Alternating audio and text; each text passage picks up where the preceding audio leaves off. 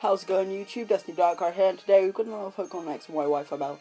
And before we start this battle, I want you guys to smash that like button. We almost reached our like goal on the last video, and we did reach it on the top of that video, so I want to see you smash that like button again today.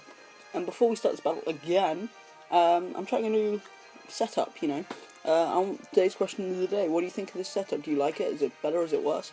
Give me your thoughts on it down in the comment section below. So yeah, team preview real quick. You've seen this team before. It's Heatran, Breloom, Tangrowth, Clefable, Tyranitar, and Tentacle. I've lost twice out of like 26 games. So no, 3 times out of 26 games. So yeah, this is a really good battle. And sorry about all the screaming downstairs. They're watching football. Anyway, on his side we've got the Reuniclus, Trevenant, Medicham, which is Mega. Greninja, Talonflame, and Fortress. So the Fortress was his obvious lead, so yeah, let's get this thing jerking. Sorry about the screen movement there. So sorry about the squeaky chair, my chair is so squeaky. And all the flexing of the camera is just trying to focus. Anyway, I lead with my Heatran as he leads with his Fortress. This is a very good matchup for me, as I can easily go for the Lava Plume. However, I do go for Hidden Power. Grass, trying to predict his Greninja to come in because he's obviously throwing a fire type move, but he does not switch, and this makes me think he's not going to switch again and try and get a second layer of toxic spikes, trying to predict me when I'm trying to predict his Greninja to come in. But I don't this time. I do get a crit on the Lava Plume, which that doesn't matter. I don't care who you are, that doesn't matter. That thing was going to die to a Lava Plume for my Heatran. Anyway, Mega Medicham comes in. High jump, obvious high jump kick is obvious, so I do have to switch into one of my defensive walls. I do decide to go into Tentacle, my Hentacles. Still don't know how that got through Pokebank, but whatever.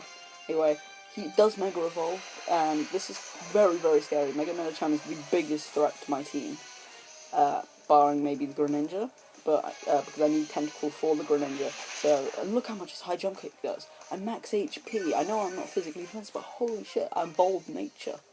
Crap, that does a lot. Anyway, I do have to switch here, fearing, because obviously, the Psycho Cut is gonna come in, so I do have to go to Clefable, and here I do decide to, try and take one as best as I can, and this doesn't do too much because I am defensive Clefable, physically defensive, modest nature, I believe I'm modest, max HP, max defense. So he does go for the Bullet Punch here. He obviously thought this would kill because it's super effective. However, because Psycho Cut is stab, it will do more than a super effective Bullet Punch. So I do go for the Moonblast here, and this is a clean 95%. And here, sorry about the shouting as well. They enjoy football. Anyway, I do get my leftovers recovery back. Yes, he does go for Psycho Cut again, finish with my Clefable. That's fine. I need as much damage as I can, as I do. Yes, with that, I do have a bit more issue with this thing.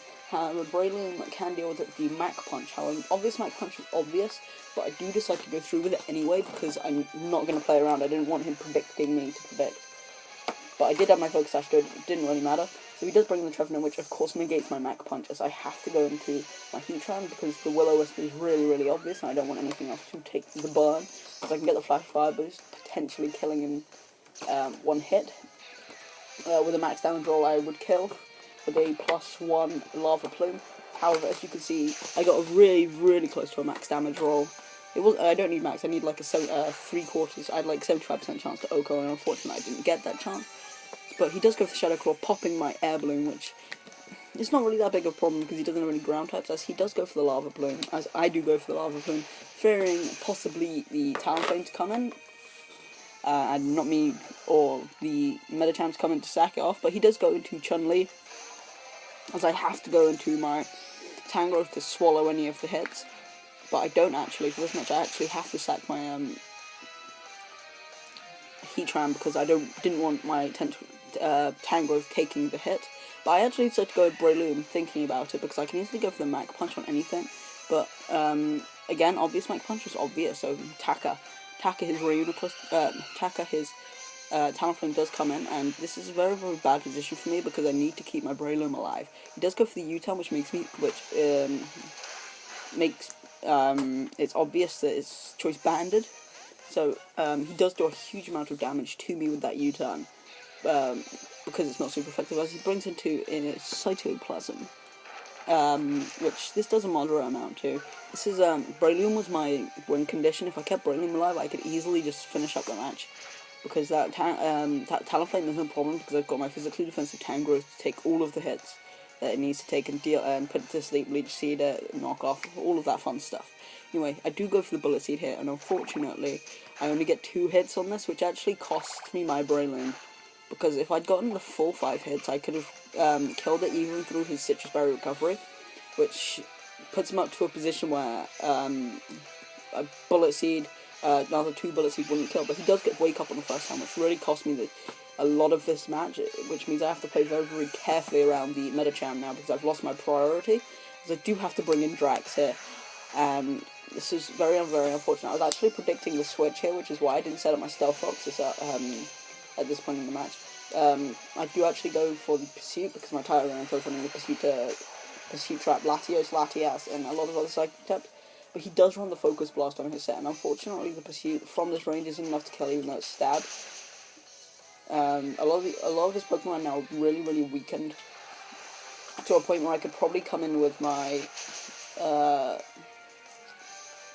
I've really only got my Walls left, because my Breloom's down, my Heatran's down, my Tangrowth's down, which means I've only got, not my Tangrowth, my Tyranitar's down, which means I've only got my Tangrowth and my Tentacruel left. I do go for the knockoff here, because I do outspeed, 1, because he's most likely Quiet Nature's trying to set up the Trick Room, and 2, because he obviously got Speed Drop from the Rock Tomb, as I am buffeted by the Sandstorm, which doesn't really matter, because of course I do have my leftover recovery, and I'm put in a really tricky spot, as he has a lot of his Pokemon left. He has the Talonflame, the Medicham, the Greninja, and I can't remember what else he has left. You know, he does go for the High Jump Kick, which I do.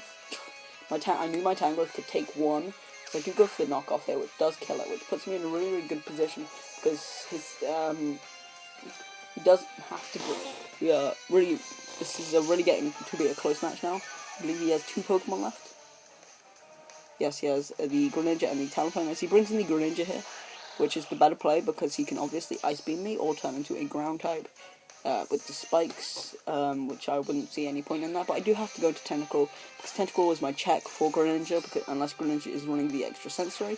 He does go for the Ice Beam, and I know Ice Beam OHKO's Tangrowth from full HP, so I didn't want my Tangrowth taking that hit, as I do swallow the hit, as he reveals that he is the Life Orb variant, and at this point, Skull's not really my best bet, because of course he could just I could just knock off here, which would do a moderate amount of damage if he didn't have the Dark. If he just kept on going for Ice Beam, I couldn't have taken one anyway. However, with a min-max damage roll, I might have been able to, because it did 35 damage before. Maybe with a really, really low, maybe that was a really high damage roll, it would be, maybe if he got a really low one, that would have been good. However, because the Sandstorm subsides, I'm not getting any more excess damage off, which means I have to bring in Knots to finish up the match. Hopefully, I was just like, this is really, really unfortunate. I was hoping he'd be the HP Fire variant, and hope to hit a Power Fire, which would really, really help, because that wouldn't have OHKO'd. But my Tangrowth does go down, and that does close out the match. It is a 2-0 victory in his favour. It's a really, really good match. I had this really, really late at night, and I wasn't really sure about uploading it, but it turns out it was a really, really good battle. So he did have his Greninja and his Talonflame left, which is perfectly fine, because without my Breloom I couldn't have done anything, because Breloom one-shots Greninja with the Mach Punch from full HP, and with the Focus Sash it can deal with the Talonflame with the Rock Tomb. So this was a really, really good battle. Yeah, so remember to try and hit that. We're trying to hit 5 likes on every video. We're 1 subscriber off at this point, uploading it, of 100 subs. So I want to hit that ASAP, so we can get 100 sub special going on, which I still have no idea what to do. So so to answer the question of the day, what do you think about this setup? I quite like it, actually. It looks really, really cool, really, really crisp. Anyway, remember to like, comment, subscribe, and I'll see you guys next time. Peace!